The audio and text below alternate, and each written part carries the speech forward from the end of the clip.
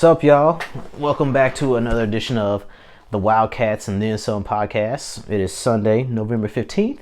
I am your host, Deshaun. To all my listeners on YouTube, Spotify, wherever you're listening from, welcome back. Last time y'all heard me, saw me, however you watched or listened to the podcast, it was Halloween. Since then, we've had two holidays pass by, Veterans Day and Election Day. I just want to say to the veterans, thank you for your service. I know y'all probably hear that a million times, but again, thank you for your service. And I also want to say, I also want to give a shout out to everybody who exercised their civic duty and went out there and voted a couple weeks ago. I almost said this past weekend. Now, this is not a political podcast, but there are 2 points I wanted to make here. Number one, for all the Trump supporters out there, if you're not one of those batshit crazy idiots at the Million MAGA March, inciting violence and all that shit, get the fuck out of the Trump cult while you can. Seriously, get out. Unless you want to be on the wrong side of history, get the fuck out of there. Stop supporting that man. You're going down a path of destruction. And yeah, once you sell your soul, you can't get it back. That's all I'm saying. It's like some of y'all, I don't understand some of y'all Trump supporters.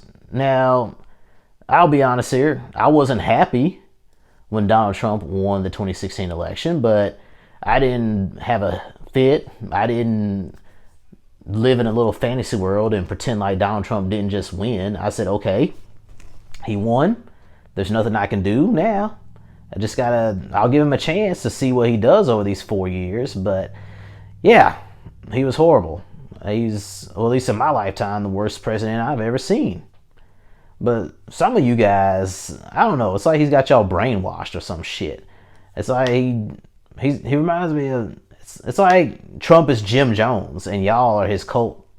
And y'all drunk the Kool-Aid to prove your dedication to your cult leader. Trump is not a purveyor of truth.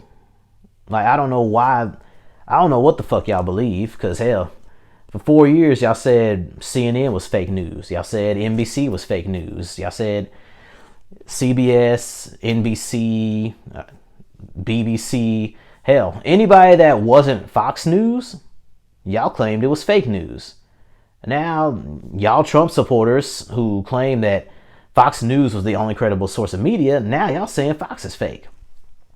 So what the fuck do y'all believe? Y'all believe Trump's tweets? Y'all believe all these other far-right idiots on Parler who spread bullshit and misinformation? Y'all are going down a path that you can't get out of. So if you're not batshit crazy, get out of the Trump cult before it's too late. Unless you want to be on the wrong side of history.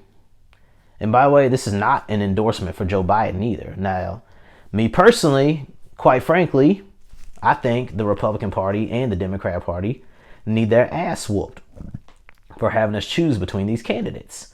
Yeah, one mediocre candidate in Joe Biden and an abysmal candidate in Trump. Now, I don't know about you, but mediocrity is better than being abysmal. But anyways, my other point that I wanted to make from this, y'all Trump supporters are crazy as fuck. Y'all need to get out of that cult before it's too late. But the other point I want to make is, if you did not vote, I don't want to hear nothing from you. Now, granted, if you're a felon and you can't vote, I ain't talking to you. If you moved to a different state over the summer and didn't register in time to vote, I ain't talking about you either. I'm talking about the people who just chose not to vote at all. Because according to some of y'all, it doesn't matter. Our vote doesn't matter. The elites will do this, this, and that. Shut up. Look, I'm not trying to dive into conspiracy theories and whatnot, but some of y'all are not worth microchipping. At least that's one of the crazy ass theories y'all believe. Ain't nothing going on in your life that the government wants to watch you 24/7. I'm not saying trust the government with all your heart, but get the tinfoil hat off your damn head. Nobody wants to monitor you 24/7. If you ain't doing nothing illegal, you ain't got shit to worry about. But anyways, enough about that shit. Like I was saying, if you did not vote, I don't want to hear your complaints. You didn't have to vote for Joe Biden. You could have voted for Donald Trump. You could have voted for Joe Jorgensen. You could have voted for, what's that dude's name? Oh, Howie Hawkins. You could have wrote in a vote. You could have wrote in a vote for yourself, even though it wouldn't have done anything. But the point is, if you did not vote, don't say shit. If you don't like how things are going, if you don't like what Joe Biden's doing, and you chose not to vote, you shouldn't be complaining. And that's like, I don't know, that's like someone who's fat complains about being fat, but they don't change their diet. They don't drink more water. They don't exercise. Like, how the hell do you expect to lose weight if you ain't doing nothing to change the fact that how can you expect to lose weight if you ain't doing anything to change your lifestyle? I mean, yes, change doesn't happen overnight, but you gotta start somewhere. Like, really. If you didn't, again, I will say it one more time. If you did not vote, shut the fuck up. Do not complain. Don't say shit about Joe Biden. Anyways, back to our normally scheduled programming. Kentucky beat Vanderbilt this past weekend. Normally, when a team wins, when any of my teams win, I feel good about it. But, very rarely do I not feel good about a win. But this is probably the first time in a while Kentucky has won a football game, and I'm just like, yeah, I don't feel too good about this win. Like, it's good that we beat Vanderbilt, but we let them score 35 points on us. This is the worst team in the SEC. Vanderbilt has no wins on the season. They've been the worst team in the SEC for the last 2-3 years, and we let them score 35 points. Like, I had high hopes for this team going into the season. I thought we could go 7-3. I thought at worst we'd be 6-4, but 6-4 don't even look like a possibility anymore. Right now we sit at 3-4, and we've got 3 games left. We got Alabama. That's not going to be a win. We got Florida. I mean, if we show up, that might be a win. And we got South Carolina, which should be a win, but I don't know. South Carolina is, I believe, 2-5. Hell, we might lose to them too. Shoot, we might finish the season 3-7. I don't know, because it's like, nothing against. I don't think. Well, part of it, yes. Part of it is the players' fault. They got to go out there and execute. But I think another reason is the coaching.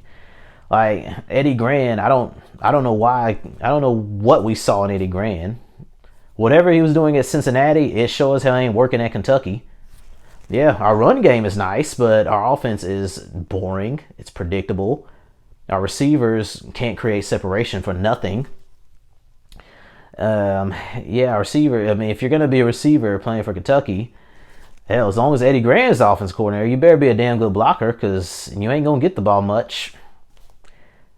Speaking of receivers and whatnot, I mean, shout out to Jordan Dingle, tight end over at Bowling Green High School. He committed to Kentucky. I mean, I hope you go out there and do big things for Kentucky, Jordan, but we might need a new offensive coordinator in order for you to really show what you got. Because, I mean, Eddie Gran is just not it. I mean, I'll give him one more chance after this season, but if our offense is still the same boring, bland, predictable offense, he needs to go.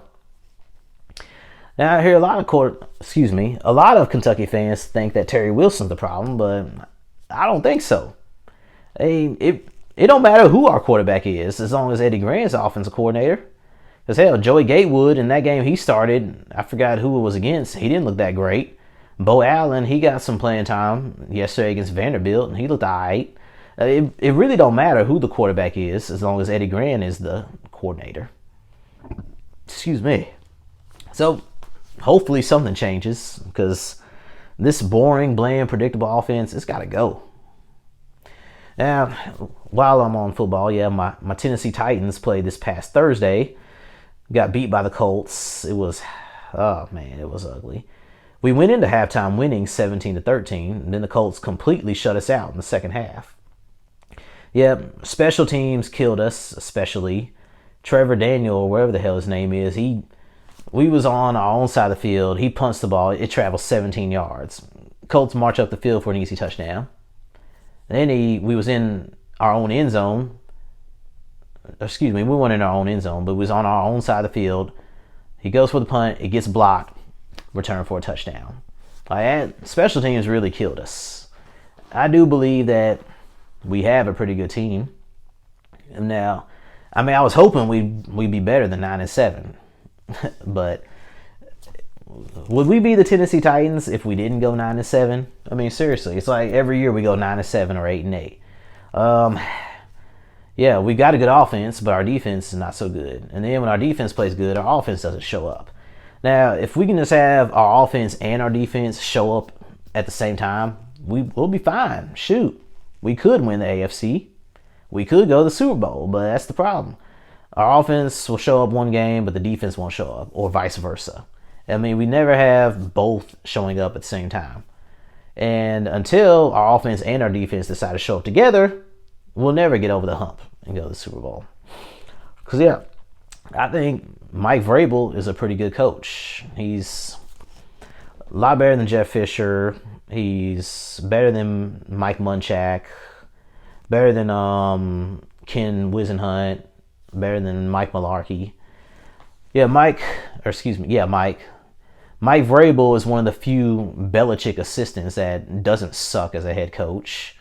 And when you think about it, that's a long ass list. I mean, Charlie Weiss, who was once an offensive coordinator under Bill Belichick, he was the head coach at Notre Dame for a few years. They were good his first couple of years, and they fell downhill. Romeo Crennel, who was a defensive coordinator for Bill Belichick, he tried his hand at head coaching, failed. Matt Patricia, who's the current Lions coach, he ain't done nothing. Bill O'Brien, he had a few good seasons in Houston, but underachieved badly. Well, he's not even there anymore, but still, he wasn't that good of a coach. What's that other defensive coordinator that used to be with the Patriots? Eric Mangini. He was their defensive coordinator after Crennel. He left the Patriots to go coach the Jets. He was okay, but didn't really work out. So yeah, Mike Vrabel being a good coach is kind of surprising, considering how all the other Belichick assistants have been crap. But yeah, we need, Tennessee, the number one thing we need is cornerbacks, because our DBs are bad. Like Kevin Byard, 2 years ago, well, not even 2 years, last year he was one of the top safeties in the game. This year, he ain't really done much of anything. Malcolm Butler, I mean, he makes big plays every now and then, but he also gives them up. He gives up a lot of big plays. Adoree Jackson, throughout his career, he's shown flashes of brilliance, but he's never been consistent. So yeah, cornerback is definitely something that we need. We also need pass rushers. I mean, I thought signing Jadeveon Clowney would help our pass rushing issues, but Clowney hasn't really done much at all this year. I think he's got 1, maybe 2 sacks.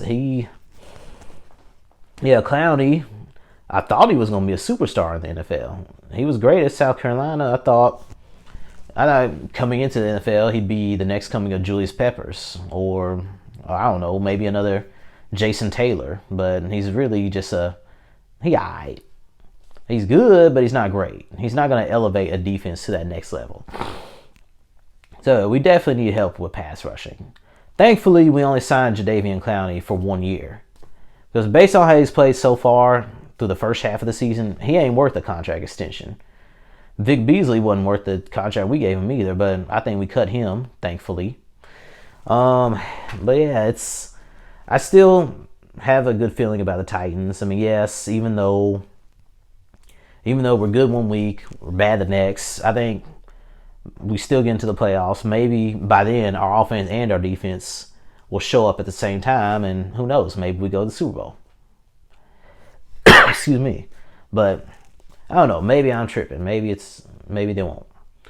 All right, moving on from football. I did want to talk about basketball for a little bit. Kentucky, we secured a commitment from Damian Collins. I believe he's ranked in the top 10 for the class of 2021. He's a power forward. He's long, athletic, the typical Calipari big man. Calipari likes those big men that are long and athletic and kind of raw on the offensive end. But who knows? I mean, if anyone can get the best out of Damian Collins, I think Calipari can do it. I also believe we signed Sky Clark, who's a shooting guard. Now, don't hold that one to me. I don't know for sure, but I know Kentucky was really going hard after Sky Clark. I'm not sure if they got him or not, but for now, let's just say we got him. And of course, Nolan Hickman, who was a 4-star player that signed to Kentucky, but I think by the end of his senior year, he might be elevated to 5-star status. This year, it's gonna be a good basketball season. Now, I was looking at our schedule. We got a pretty good schedule. It's not gonna be the most difficult schedule, but it's not gonna be easy either. I mean, it's right in the middle. You know, we'll have our challenges, but then we'll have games where we should cruise to victory. Of course, we got Louisville. Obviously, that's always a given. We got Louisville. We've got Richmond, Kansas, UCLA. I wish we was playing North Carolina this year, but we're not. We was supposed to play Michigan, but due to COVID, we canceled that game because we was gonna play them, I believe, over in London. And of course, our SEC schedule, we got Auburn, I think, twice, Florida, yada, yada, yada. It's going to be a good season. I think BJ Boston is going to be our leading scorer. He's long, he's athletic, got a nice handle, he can shoot. He kind of reminds me of Brandon Ingram due to him being tall and skinny and can score on all 3 levels. If it's not BJ Boston, I think Terrence Clark will be our leading scorer for the season. Like Boston, Terrence Clark is long and athletic. Now, Clark is a better defender. Now, he's not quite the shooter that BJ Boston is, but once he does develop that jump shot, I do think Terrence Clark will go on to become a superstar in the NBA. I think Boston will also be a star. Devin Askew potentially could be a one-and-done player. I mean, I think Davion Mintz will be their starting point guard since he's a grad student transfer coming over from Creighton. He'll give us some much-needed experience, as well as Olivier Sarr, who transferred to Kentucky from Wake Forest. It's going to be... Now, yeah, early on in the season, yeah, we'll have our growing pains, like always. But overall, I think it's going to be a good season. Now, we're not playing as many games. Normally, a college basketball season is 31 games, but instead, we're only playing 27. So, I mean, I think... I could see Kentucky going 22 and 5, 23 and 4. Now, I'm not saying we're going to win the championship, but I think it's Final Four or bust. If we don't at least get to the Final Four, yeah, it'll be a failure. That's how confident I feel in this team. So, don't let me down, boys. I know y'all won't. We got this. It might be... Number 9 might be coming this year, y'all. So buckle up, enjoy the ride. Moving on from college basketball to the NBA. The NBA season is scheduled to start December 22nd, which is a pretty quick turnaround, especially considering that the season just ended in October. Now, it's gonna be an interesting season. I think. Now, of course, I could be wrong here, but I think the Lakers are going to repeat as champions. If they don't do it, I think it'll be... I'd probably say the Celtics, depending on what they do this offseason. Or, hell, maybe even the Warriors, depending on what they do as well. It's going to be an interesting season, though. Now, of course, I don't think this is official just yet, but... Supposedly, the Lakers are trading Danny Green and the number 28 pick to the Oklahoma City Thunder for Dennis Schroeder. Which, if that's all they got to give up to get Dennis Schroeder, that's going to be a steal for the Lakers. I mean, Schroeder, this past season, was a finalist for Sixth Man of the Year. He will give the Lakers some much needed scoring and playmaking and athleticism off their bench. He's a good shooter. Hell, he might even start for the Lakers in some of these games. Now, depending on what else they do in the offseason, though, will determine whether they can repeat or not. Because Dennis Schroeder ain't going to be enough. I mean, especially if they don't bring back JaVale McGee or Dwight Howard. Especially if they lose Markieff Morris. I mean, they're going to have to rebuild their bench all over again. Because many of the guys that they signed were only on 1-year contracts. So, I mean, if the Lakers want to repeat, yeah, assuming the Schroeder trade is official, will become official, they need to bring back Dwight Howard and or McGee. They need to re-sign Markieff Morris. Hell, maybe consider giving DeMarcus Cousins another chance. But yeah, I think it's gonna be them, especially if they get. I mean, but yeah, they got options. I almost lost my train of thought there. Who knows? Maybe they trade Kuzma for DeMar DeRozan. Now that was the first rumor that was floating around. The Lakers were going to trade Kuzma and Green and a draft pick for DeRozan. Now, I don't know. If I was the Lakers, I wouldn't want DeMar DeRozan. It's not that he's bad. I mean, hell, he's actually a good player. It's just he ain't got no three-point shot. Yeah, he's a great mid-range scorer. He's a good playmaker, but he's average at best defensively. He ain't got no three-point shot. I don't think that would help the Lakers as much as Schroeder would, because they need shooters. That will especially help LeBron and AD if they have shooters that can space the floor. Yep. There's a rumor floating around that Westbrook wants out of Houston, and I think the teams that he's most interested in are New York, and I think the other one's the Clippers.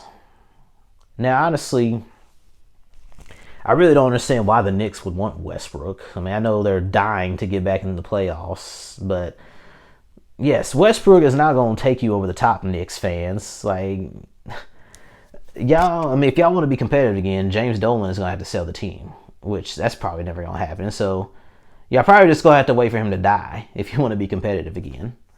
I mean, Westbrook, yeah, once upon a time, Westbrook was a good player. I mean, it wasn't that long ago he won MVP. It wasn't that long ago he averaged a triple-double for a season. Now, I mean, yes, he's still good, but the problem with Russell Westbrook is he only plays for the numbers. He don't make his teammates better. He might lead you to the playoffs, but he ain't going to get you past the first round. He turns the ball over a lot. He's not a good three-point shooter. I mean, he plays good defense at times, but he gambles a lot on the defensive end. Like Westbrook would help the Knicks win some more games, but even in the weaker Eastern Conference, I don't even think Westbrook could get the Knicks to the playoffs. Which, that kind of leads me to my next point. Maybe James Harden is the problem in Houston. Because every star that has been to Houston that's played with Harden, they all wanted out, and they all got their wish. Houston brought in Dwight Howard to team up with James Harden. I guess they were thinking that Dwight Howard and James Harden could be the next coming of Shaq and Kobe. But after about, I think it was 3 years, Dwight Howard wanted out of Houston, and he got his wish. So then they brought in Chris Paul to Houston, so Houston would have another playmaker, so Harden doesn't have to do it all alone. Yeah, that lasted for 2 years. Chris Paul wanted out. He gets traded to Oklahoma City for Westbrook. Westbrook plays 1 year with Harden. Now, supposedly he wants out. Maybe Harden's the problem, because hell, it's another rumor that's been floating around is that if Westbrook ends up leaving, that Harden wants to get out of Houston too. And the rumor that I've been seeing float around on social media is Harden getting traded to Brooklyn. Now, who would Brooklyn give up? They would give up Spencer Dinwiddie, Karis LeVert, Taurean Prince, Jarrett Allen, and I think a first-round draft pick. Which, honestly, that trade would work out better for Houston. I mean, maybe not in the short term, but long term, that would work out better for Houston. Because, Dinwiddie, I mean, last year he was a finalist for Sixth Man of the Year. This year he was arguably their best player since Kyrie Irving was hurt most of the season. He led them in scoring. He led them in assists. He was their primary playmaker. Makes everyone around him better. LeVert, he was their, I think it was their second leading scorer for Brooklyn. He can score. He can shoot. He's a good secondary playmaker. Scored a career high 50 something this year. I think it was 52. But either way it goes, he did have a 50-point game this year, and he was, since Dinwiddie didn't play in the postseason, LeVert was their leading scorer during the playoffs, but they got beat by Toronto. Yeah, Toronto. I think Toronto swept them because it was just LeVert out there with no Dinwiddie, no Kyrie, pretty much just him and Joe Harris, and I think Jared Allen too. Now, I mean, on paper, yeah, a trio of Harden, Kyrie, and Kevin Durant, that looks great. The only problem is you can only play with one ball. I mean, unless you can play with three balls at a time, I don't think this is going to work. Now, I'm not saying Brooklyn would miss the playoffs if they were to trade those four guys for James Harden. Yeah, they would definitely make the playoffs, but I just don't think it would work because Kyrie Irving, he got to have the ball in his hands at all times. James Harden got to have the ball in his hands at all times. Durant is okay with playing off the ball, but you know he's going to want his shots too. You got three guys who want the ball in their hands, who always want to take the last shot. Like, I just don't see that working. I mean, especially with Kyrie and his weird ass. Like, dude, you was teammates with LeBron James for what, 3 years in Cleveland, and you complained about it. Cleveland won the championship in 2016, and you were mad that they won. Like, what? Who gets mad after winning a championship?